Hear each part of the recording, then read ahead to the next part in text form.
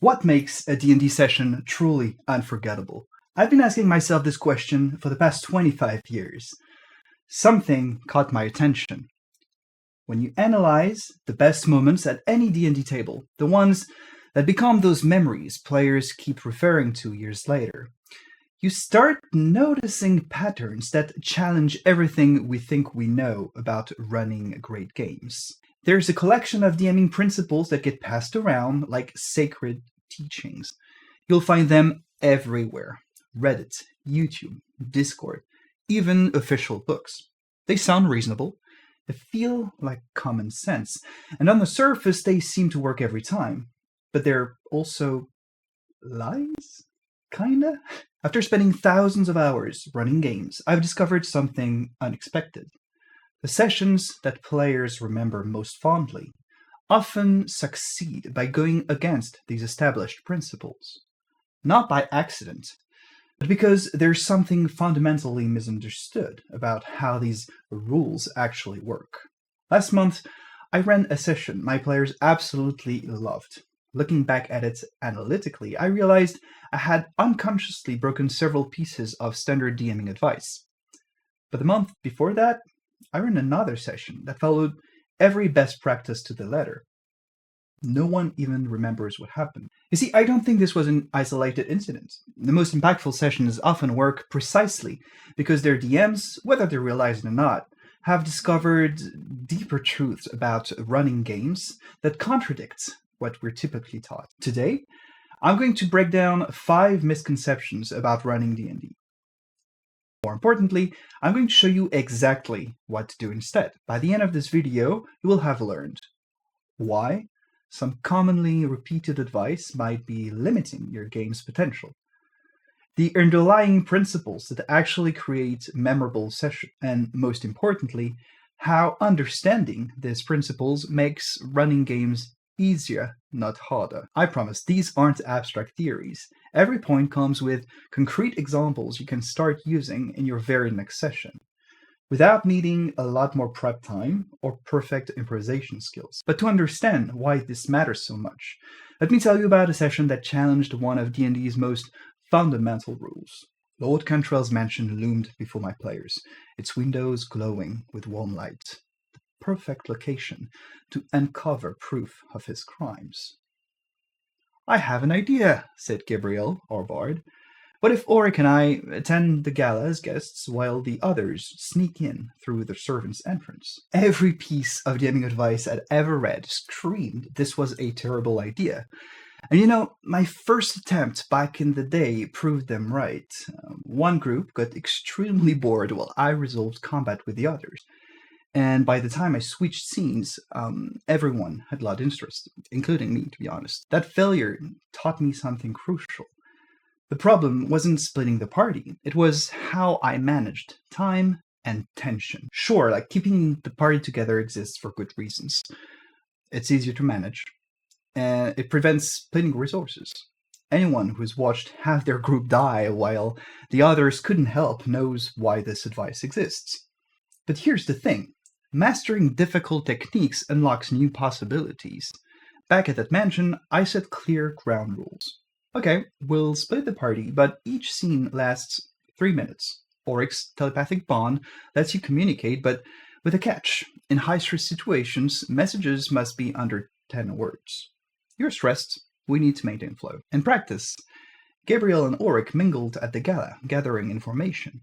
Just as they learned the study is only unguarded during the chaplain's prayer, I cut to Elena and Finn picking locks in the servants' corridor. But here's where it gets interesting.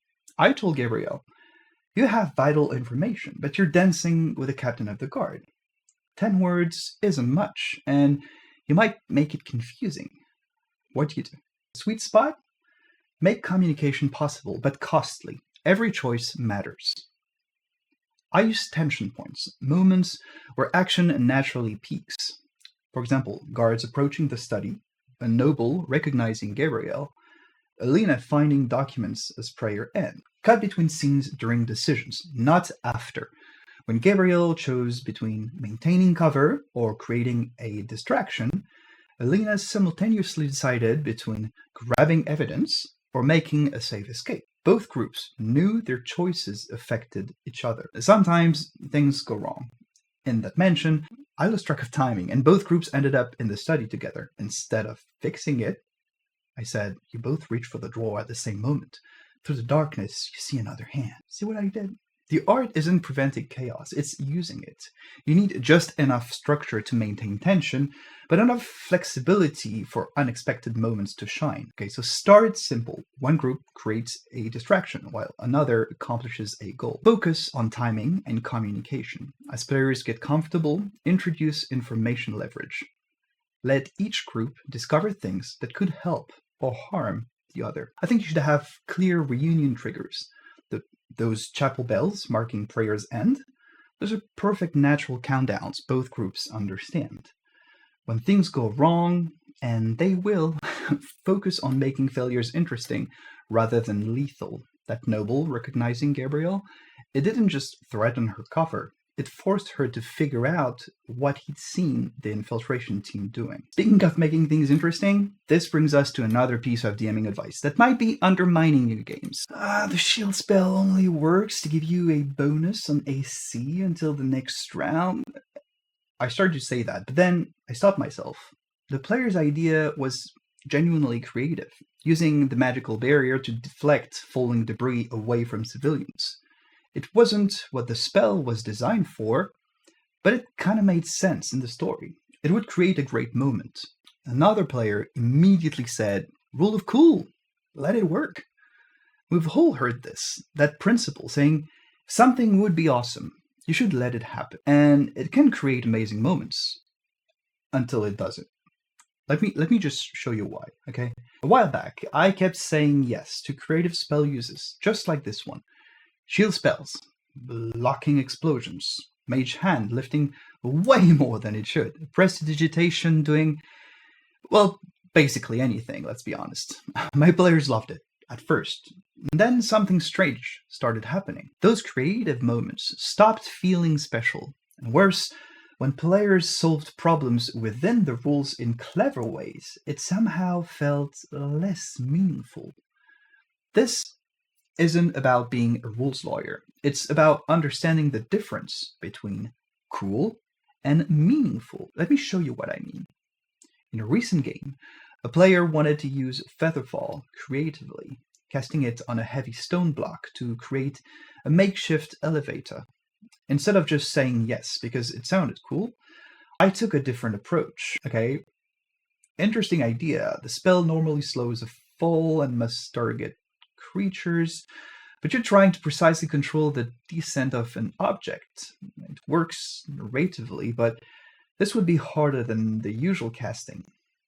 Want to give it a shot? This does something crucial. It doesn't shut down creativity, but acknowledges that pushing beyond normal limits should have both risk and reward. The player had to make a difficult check, and success created a technique they could use again under similar circumstances. Think about your favorite moments from fantasy stories, okay? Characters aren't amazing because they break their world's rules. They're amazing because they use their established powers at crucial moments. The constraints make the triumph more powerful, not less. Here's how to implement this practically. When players suggest creative uses of their abilities, look for ways to enable them through existing mechanics, rather than breaking them. Here's another recent example. A player wanted their cleric's sacred flame to ignite a rope bridge. Instead of just saying yes or no, we examined the spell description. It explicitly creates divine radiance and targets creatures. So we established that while radiant and fire damage aren't the same, certain materials might still react, to divine energy if they succeeded on the spellcasting check, because ropes aren't people. Now they had a strategic tool, not just a one-time effect. This applies to any creative idea. Once you use Mage Hand to drop a chandelier, great. Let's look at how much it can lift and figure out if you need to weaken the chain first. Want to deflect an arrow into another enemy? Awesome. That might be a special technique, requiring specific positioning and multiple rolls. Why not? The key is turning one-time cool moments into earned capabilities that players can develop strategically. Once you've established how something works, that becomes part of your game's reality. This encourages more creativity because players can build on established precedents. The goal isn't stopping creative ideas, it's making them meaningful within your game's context. Sometimes this means finding ways to say yes while maintaining challenge. Other times, it means acknowledging that limitations create opportunities for genuine achievement. Because truly memorable D&D moments aren't amazing because they break all the rules. They're amazing because players find creative ways to work within them, push their boundaries, and achieve something that feels both spectacular and earned. You know what's very interesting about all this? While we're talking about creative player moments, there's an even bigger challenge lurking in the background. How do you build stories that can handle these unexpected creative choices without falling apart? That's exactly why I created the Plot Engineering Blueprint. Inside, you'll discover a risk assessment matrix that helps you identify where your plot might break before it happens, as well as an escalation mapping system that turns unexpected player choices into compelling story moments. It's completely free. Just click the link in the description to get your copy. Because here's the thing about D&D stories. They're more like quantum narratives, existing in infinite possibility until your players interact with them.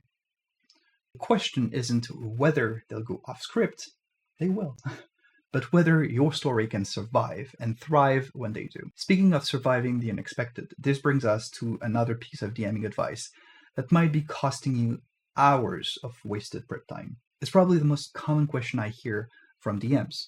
How far ahead should I plan my campaign? A lot of people believe the correct answer is as far as possible, and at first glance, this makes perfect sense. The more you prepare, the better your game will be. Well, recently I watched a friend spend months preparing his campaign. Every city detailed, politics, religions, trade routes. He'd even written poetry for the ancient ruins.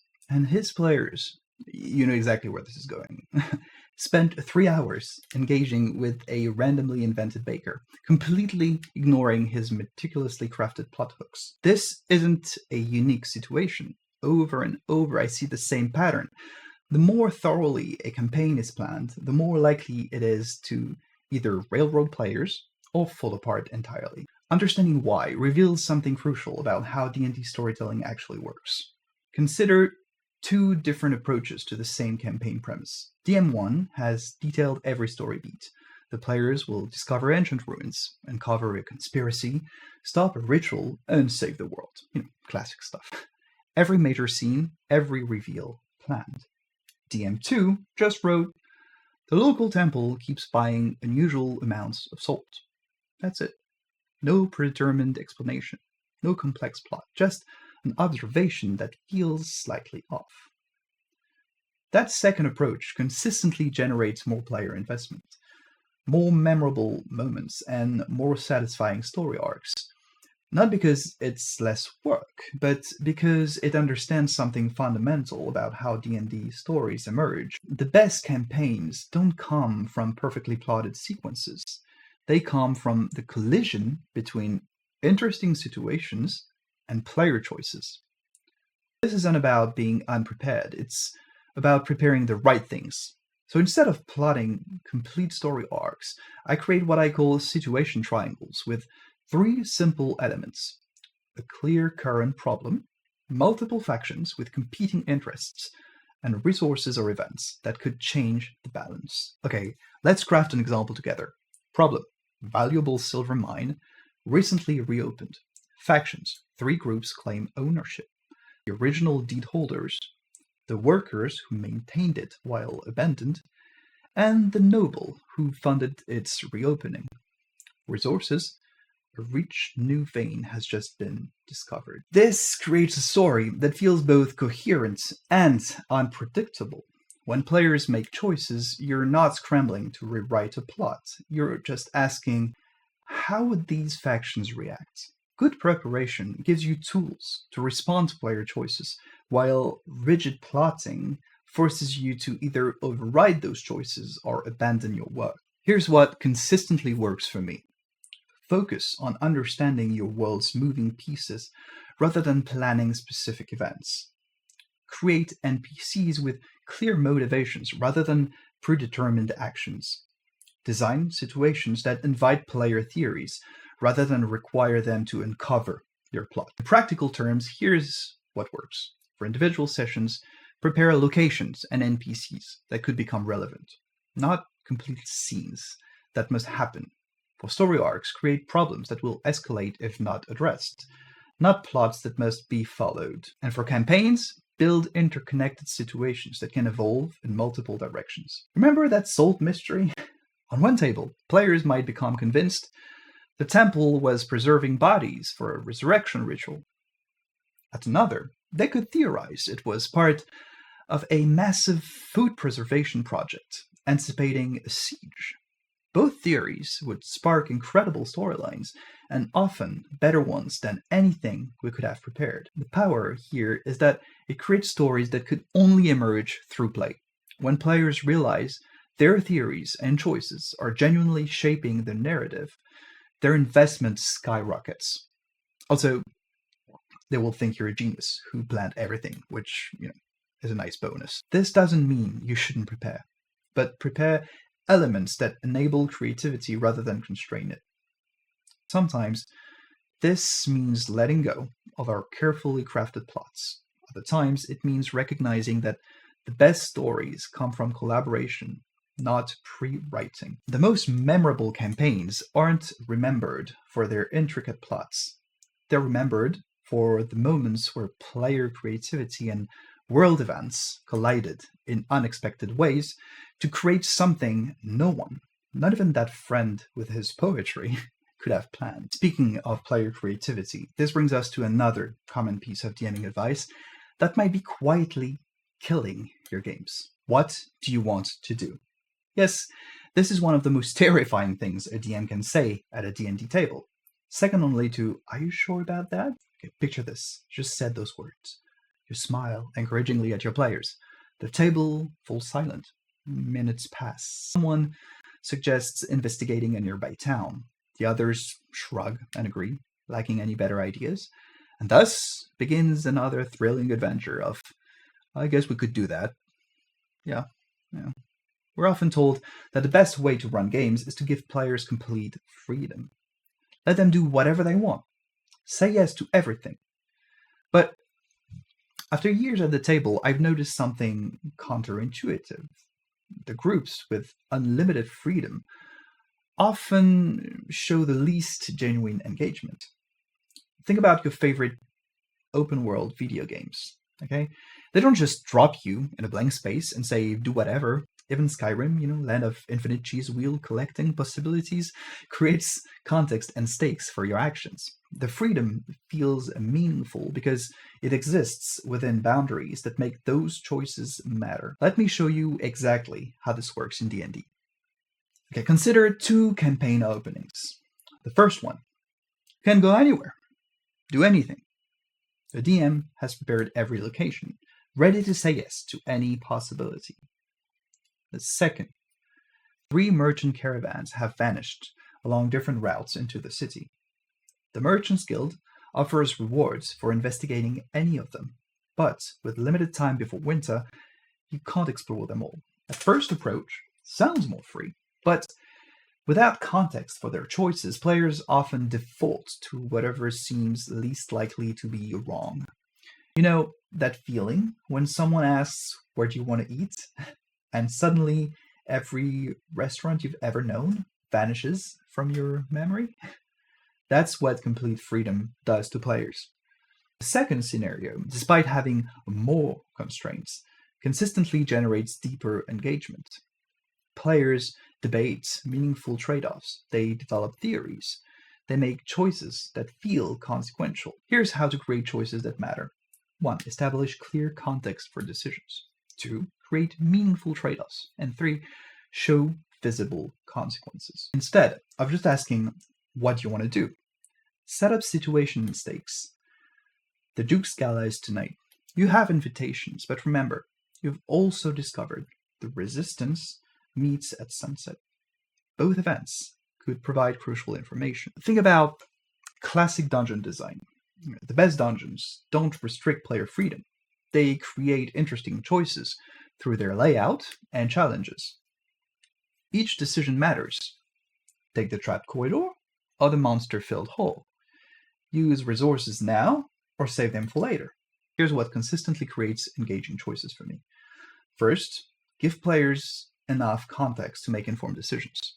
Not every detail, but enough to reason about consequences.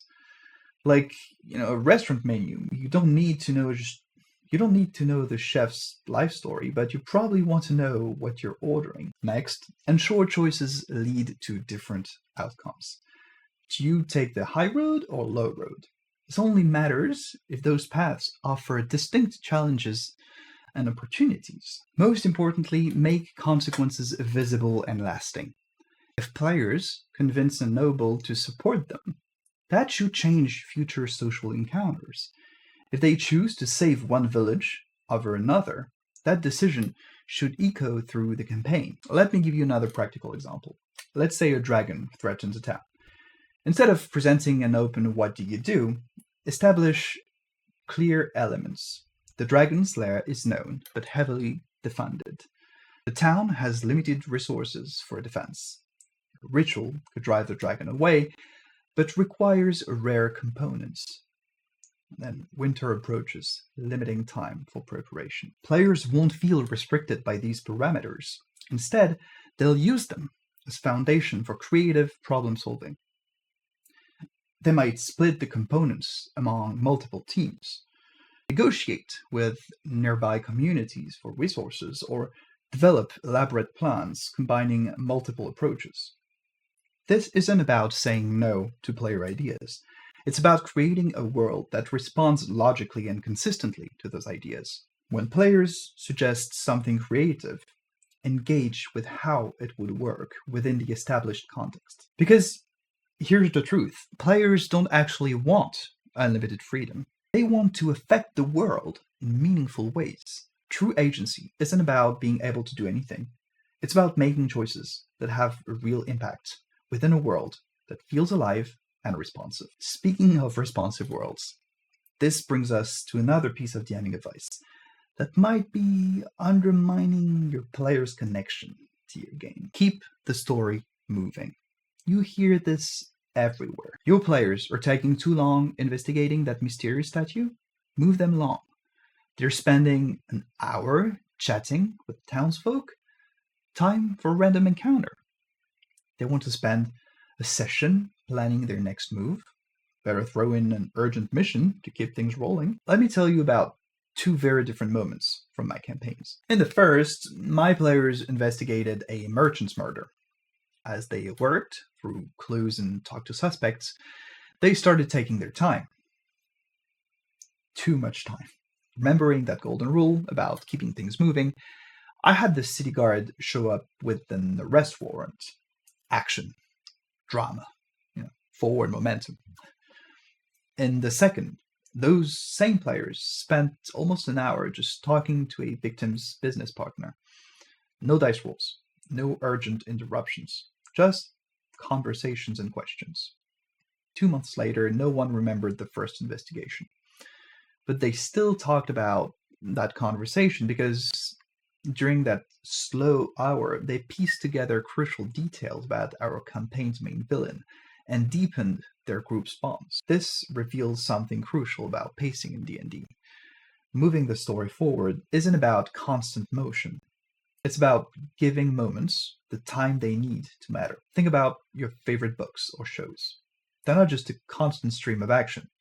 They have quiet moments, character scenes, times when tension builds through conversation rather than combat. Okay, picture a typical scene. Your players have just completed a difficult mission and returned to town. The keep it moving mindset says you should immediately hook them into the next adventure. But watch what happens if you instead say, the sun is setting. as you return to the Rusted Dragon Inn. For the first time in days, you have a moment to breathe.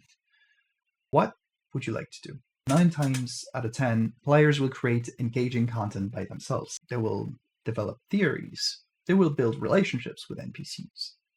They will lay plans for their next move. This isn't dead air, it's the oxygen your campaign needs to feel alive. But what about when players really are just wasting time? There's a clear difference between players being slow and players being engaged. When they're excitedly discussing theories about your villain's plans, that's active engagement. When they're listlessly comparing weapon prices, well, that might need a nudge. For action scenes, keep descriptions punchy. Maintain initiative momentum. Cut between dramatic moments. For investigation or social scenes, let players explore theories. Allow relationships to develop. Give space for realization moments. And for planning and strategy, let players demonstrate cleverness. Show preparation matters and give time to feel invested. Your job isn't keeping the story racing forward at all costs. It's recognizing which moments need speed and which need space to breathe. Look at pacing like cooking. Sometimes you need high heat to sear the meat. Other times you need to let things simmer. Constantly turning up the heat just burns the meal. Here's what works for me. First, learn to read your table's energy. Are your players enthusiastically engaged in that tavern conversation? Let it breathe. Are they just spinning their wheels? That's when you introduce new elements. Understand that different scenes need different pacing. A frantic chase through city streets, keep that moving. A crucial negotiation with potential allies will give that room to develop. Most importantly, learn to differentiate between productive slow moments and actual stalling. Players spending 20 minutes planning a heist, that's engagement, that's good. 20 minutes deciding which road to take, yeah, that might need a gentle push. Because here's what experienced DMs know. The most memorable campaigns aren't remembered for their constant action. They're remembered for the moments when players had time to invest, to think, to care about what was happening, connecting everything we've discussed today. Whether it's splitting the party, earning epic moments, creating dynamic situations, offering meaningful choices, or managing pacing, it all comes down to one thing: creating space for players to truly invest in your game. Let's look at how all these pieces fit together. Throughout this video, we've challenged some deeply rooted assumptions about running D&D. But more importantly, we've discovered why these common pieces of advice, while well-intentioned, might be limiting your game's potential. Let's look at what we've learned, and more importantly, what you can do with this knowledge right away. Okay, so we discovered that splitting the party isn't just viable, it's a powerful tool for creating memorable moments. The key isn't avoiding splits, but managing them through parallel tension and strategic communication. Next session, try letting your players split up maybe for just a simple investigation. Use clear time limits, allow limited communication, and watch how engagement builds when both groups feel their actions matter. We learned that the rule of cool often robs players of genuine satisfaction in the long run. Instead of just saying yes to awesome ideas, create ways for players to earn their epic moments.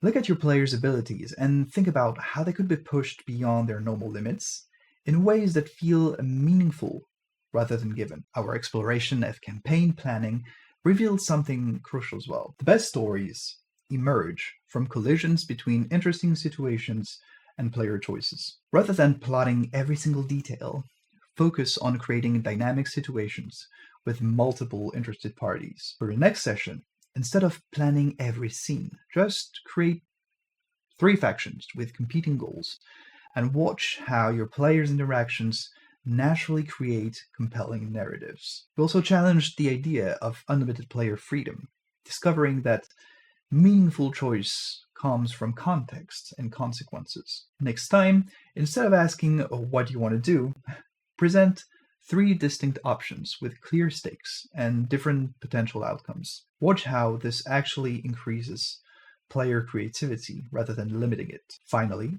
we learned that good pacing isn't about constant forward momentum. It's about giving important moments the space they need to matter. Next time your players are deeply engaged in planning or theorizing, resist the urge to rush them along. Those slow moments often create the strongest memories. But this raises some intriguing questions. If restricting choices makes players more creative, why do so many character concepts fall flat even when given clear direction? And if meaningful moments come from proper build-up rather than sudden dramatic scenes, why do some players manage to create memorable characters instantly while others struggle for months? There's something deeper going on here, something that explains why some players naturally create unforgettable moments while others seem to fade into the background, even with a DM doing everything right. Click on this video next to discover why your D&D character is boring, where I reveal the psychological patterns that answer these questions and transform ordinary characters into legends your table will remember forever. Because once you combine these DMing insights with what I'm about to show you about character creation, well, your games will never be the same.